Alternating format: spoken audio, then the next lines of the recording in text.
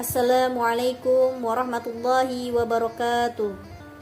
Innal hamdalillah wa nasta'inuhu wa nastaghfiruhu wa na'udzu billahi min syururi anfusina wa min sayyiati a'malina may yahdihillahu fala mudhillalah wa may yudlilhu fala hadiyalah.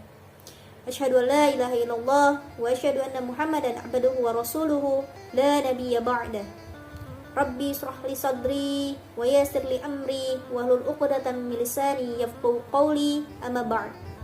Puji syukur kehadirat Allah Subhanahu wa taala karena senantiasa Allah memberikan kita rahmat, memberikan kita nikmat, yaitu nikmat iman, nikmat Islam, nikmat ihsan.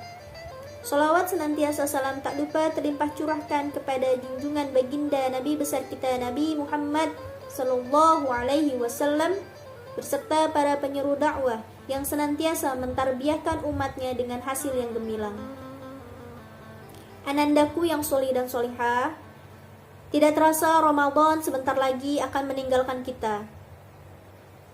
Tidak terasa sekarang kita sudah berada di penghujung Ramadan. Tapi semoga dengan ini kita tetap memiliki semangat untuk melakukan amalan-amalan atau ibadah-ibadah agar Allah memberikan ganjaran terbaik bagi kita, memberikan pahala untuk kita, dan agar Allah senantiasa memberikan kita gelar takwa di penghujung Ramadan nanti. Anandaku yang solih dan solihah, tapi ketahuilah bahwa segala bentuk amalan-amalan atau ibadah-ibadah kita yang senantiasa kita lakukan bisa saja menjadi sia-sia, bisa saja tidak ada nilainya di hadapan Allah jika di dalam hati kita terbesit atau ada tersimpan sifat sombong. Allah Subhanahu wa taala tidak menyukai orang-orang yang sombong. Sebagaimana firman-Nya, qala Allah taala bil Qur'anil Karim, a'udzu billahi minasy syaithanir rajim. Bismillahirrahmanirrahim. Innallaha la yuhibbu man kana mukhtalan fakhura. Artinya, sesungguhnya Allah tidak menyukai orang-orang yang sombong. Quran surat An-Nisa ayat 36. Yang dimaksud mukhtal di sini adalah takabur dan sombong. Sedangkan yang dimaksud dalam firman Allah Subhanahu wa taala ini adalah orang yang senantiasa membangga-banggakan dirinya. Sombong adalah melihat dirinya lebih besar dari orang lain. Orang sombong itu memandang dirinya lebih sempurna dan memandang orang lain rendah dan hina dibandingkan dirinya sendiri. Dalam sebuah hadis Rasulullah Shallallahu alaihi wasallam bersabda, sombong adalah menolak kebenaran dan meremehkan orang lain. Hadis riwayat Muslim nomor 91. Kesombongan itu ada dua macam. Sombong terhadap al-haq dan sombong terhadap makhluk. Hal ini diterangkan oleh Nabi Shallallahu alaihi wasallam pada hadisnya. Sombong adalah menolak kebenaran dan suka meremehkan orang lain. Sombong terhadap al-haq yaitu menolak kebenaran. Menolak kebenaran di sini adalah menolak dan berpaling darinya serta tidak menerimanya. Sedangkan sombong terhadap makhluknya di sini adalah merendahkan dan meremehkan orang lain, memandang orang lain tidak ada apa-apanya dan melihat dirinya lebih dibandingkan orang lain. Lalu mengapa manusia selalu dihinggapi rasa sombong? Manusia dihinggapi rasa sombong karena beberapa hal. Yang pertama, selalu membanggakan dirinya. Selalu merasa dirinya yang paling baik. Yang kedua, orang yang dihinggapi rasa sombong itu meremehkan dan merendahkan orang lain. Yang ketiga, selalu menonjolkan dirinya atau cari muka di hadapan orang lain karena ingin dibilang paling baik, ingin dibilang paling hebat atau ingin apa-apa ya seperti itu. Padahal, bolehkah kita menampakkan ibadah untuk supaya menyemangati orang lain? Boleh. Tentu boleh. Tapi kalau cara kita adalah supaya ingin dipandang oleh orang lain, itu sangat salah. Karena ada ataupun tidak ada orang lain, yang paling bagus adalah kita konsisten dalam beribadah. Dan yang keempat, selalu dihinggapi rasa sombong itu adalah mengikuti hawa nafsunya. Ada 4 tempat munculnya sifat sombong dalam diri seseorang. Yang pertama itu adalah kecantikan atau ketampanan, atau mungkin dengan fisik yang baik. Karena merasa dia cantik, karena dia merasa tampan atau dia sempurna fisiknya, badannya bagus segala macam, akhirnya timbullah sifat sombong. Padahal ketahuilah, manusia diciptakan sebaik-baiknya bentuk oleh Allah Subhanahu wa taala.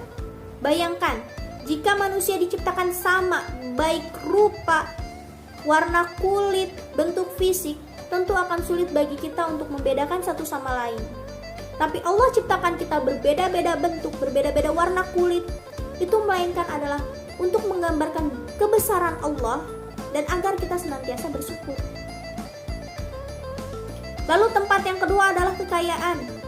Allah titipkan harta yang banyak kepada kita, tapi kita merasa ini hasil kerja keras saya sudah kerja, saya dapat harta, saya bisa mengumpulkan harta itu karena usaha saya. Itu adalah sifat munculnya sombong. Padahal kita lupa bahwa harta yang kita miliki itu hanyalah titipan yang mungkin kelak akan dimintakan pertanggungjawabannya di hadapan Allah Subhanahu wa taala. Tempat yang keempat itu adalah ilmu. Tempat yang ketiga itu adalah ilmu. Maaf. Kita tahu bahwa menuntut ilmu itu wajib bagi muslim. Thalabul ilmi faridatun ala kulli muslimin wa muslimat. Menuntut ilmu itu wajib bagi muslim dan muslimah. Tapi ketahuilah, ilmu juga menjadi tempat untuk munculnya sifat sombong jika kita memang tidak benar-benar memanfaatkan ilmu itu sendiri. Jika kita benar-benar tidak menyerap ilmu itu dengan baik. Salah satu ciri orang yang berilmu namun dia sombong adalah dia tidak mau menerima nasihat.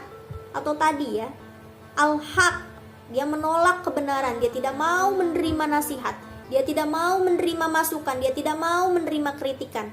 Karena apa? Karena merasa dia sudah paling tahu, dia sudah paling benar, dia sudah paling banyak ilmunya, dia sudah banyak pengalamannya.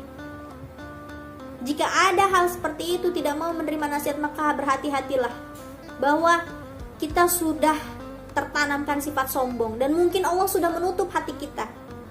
Na'udzubillahi min zalik. Karena pada hakikatnya perumpamaan orang yang berilmu adalah seperti umpama padi. Semakin dia berisi maka dia akan semakin merunduk. Begitupun orang yang berilmu, semakin dia berisi, semakin dia pandai, semakin dia diisi dengan ilmu dan ilmunya sangat bermanfaat untuk dirinya, maka dia akan menjadi tawadhu, dia akan menjadi rendah hati, bukan menjadi sombong. Tempat yang keempat adalah pangkat dan jabatan. Orang yang diberikan amanah, dikasihkan jabatan, dikasihkan pangkat, dikasihkan kekuasaan, tapi dia tidak bisa menjalankan dengan baik. Dia menganggap ini punya saya, ini terserah saya, karena saya yang memegang kekuasaan saat ini. Nah, itulah berarti sudah mulai ada sifat sombong. Padahal ketika kita menjadi pemimpin, kita juga butuh orang-orang yang bisa membantu agar bisa terjalannya apa yang kita pimpin. Bayangkan, kalau kita menjadi pemimpin, tapi pada akhirnya kita tidak disukai dengan orang-orang yang kita pimpin, apa yang bisa kita perbuat? Karena manusia adalah makhluk sosial, tidak akan bisa sendiri. Pasti membutuhkan orang lain. Karena merasa itu semua ada pada dirinya, misalkan merasa cantik, merasa paling sempurna, merasa paling tampan, atau merasa mempunyai kekayaan, merasa memiliki jabatan, merasa memiliki banyak ilmu, akhirnya timbullah dia meremehkan atau merendahkan orang lain. Maka hal itu sombong sudah mulai tertanam di dalam dirinya. Ada beberapa kesombongan yang terjadi di masa lalu yang bisa kita ambilkan pelajaran. Contohnya adalah Fir'aun. Tentu kita kenal siapa Fir'aun. Seorang raja yang memiliki kekuasaan dan memiliki harta yang banyak. Itu membuat Fir'aun menjadi sombong, mengaku dirinya sebagai Tuhan. Tapi apa yang terjadi? Ketika Allah tenggelamkan, Fir'aun tidak bisa atau tidak mampu menolong dirinya sendiri. Walaupun di akhir penghujung ketika dia ditenggelamkan, dia mengakui Tuhannya Bani Israel. Tapi apa Allah katakan di dalam Al-Quran? Semuanya sudah terlambat. Lalu kita bisa mengambil contoh Raja Namrud. Raja Namrud dengan kepintarannya, dia menjadi sombong. Dia buat patung untuk disembah manusia. Namun apa yang terjadi? Dia terbunuh oleh patungnya sendiri. Kesombongan adalah dosa pertama yang dibuat oleh iblis pada saat diperintahkan untuk sujud kepada Adam. Tetapi iblis menolak sujud kepada Adam karena merasa dirinya lebih mulia daripada manusia atau Nabi Adam. Karena manusia diciptakan dari tanah, sedangkan iblis berasal dari api. Kesombongan iblis tersebut menyebabkan kemurkaan Allah dan melaknatnya. Kesombongan iblis tersebut adalah dosa yang pertama dan dosa pertama yang dilaknat oleh Allah Subhanahu wa taala, sebagaimana firman-Nya di dalam Al-Qur'an surat Al-Baqarah ayat 34 yang berbunyi, A'udzubillahi minasyaitonirrajim, bismillahirrahmanirrahim. Wa idh qulna lil malaikati isjudu li adama fasajadu illa iblis aba wastakbar wa kana minal kafirin. Dan ingatlah ketika kami berfirman kepada para malaikat, sujudlah kamu kepada Adam, maka mereka sujud. Mereka pun sujud kecuali iblis. Ia menolak dan menyombongkan diri, dan ia termasuk golongan orang kafir. Dan masih banyak lagi ayat-ayat di Al-Quran yang Allah terangkan tentang orang-orang yang sombong. Orang sombong itu termasuk golongan kafir dan termasuk syirik. Di Quran surat Shad ayat 73-74. Orang sombong tempat kembalinya ke neraka, ada di Quran surat Az-Zumar ayat 72.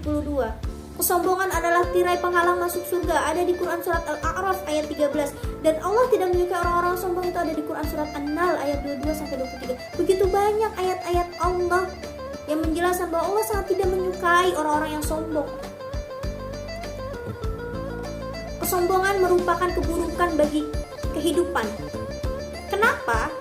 Orang sombong tidak bisa berbuat adil dan ikhlas karena selalu meremehkan orang dan menganggap dirinya sempurna sehingga merasa dirinya paling benar. Selain itu, kesombongan adalah dosa besar dan balasannya neraka jahanam. Lalu apa yang ingin disombongkan oleh diri kita? Apa yang harus disombongkan di muka bumi ini? Sementara bahaya kesombongan itu sangat jelas, sangat berat, baik di dunia maupun di akhirat. Segala sesuatunya itu adalah milik Allah Subhanahu wa taala. Kalaupun kita memiliki fisik, kecantikan, tampanan yang baik, itu semua adalah ciptaan Allah yang diberikan kepada kita.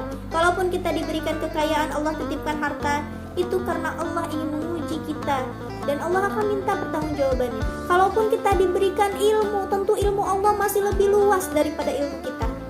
Lalu apa yang harus kita sombongkan? Dan kalaupun kita diberikan jabatan, jabatan itu akan lepas ketika kita sudah tidak ada. Lalu apa yang ingin kita sombongkan? Jangan sampai kesombongan itu akhirnya Allah kunci mata hati kita sehingga kita tidak bisa melihat kebenaran. Kita tidak bisa menerima kebenaran. Dan kalau sudah seperti itu, tentulah kita menjadi orang-orang yang merugi. Wallahu a'lam bishawab. Semoga Allah senantiasa melindungi kita dari sifat-sifat sombong. Semoga amalan-amalan dan ibadah-ibadah kita senantiasa terjaga dari sifat sombong, agar api kesombongan itu tidak membakar pahala-pahala kita. Dan pada akhirnya, ketika kita berada di hadapan Allah, tidak ada amalan-amalan yang sia-sia di hadapan Allah. Mungkin itu yang bisa Bunda sampaikan. Mohon kurang lebihnya mohon maaf. Kekurangan adalah milik saya pribadi, dan kesempurnaan itu hanyalah milik Allah Subhanahu wa taala. Yang benar itu datangnya dari Allah Subhanahu wa taala. Wabillahi taufiq wal hidayah. Wassalamualaikum warahmatullahi wabarakatuh.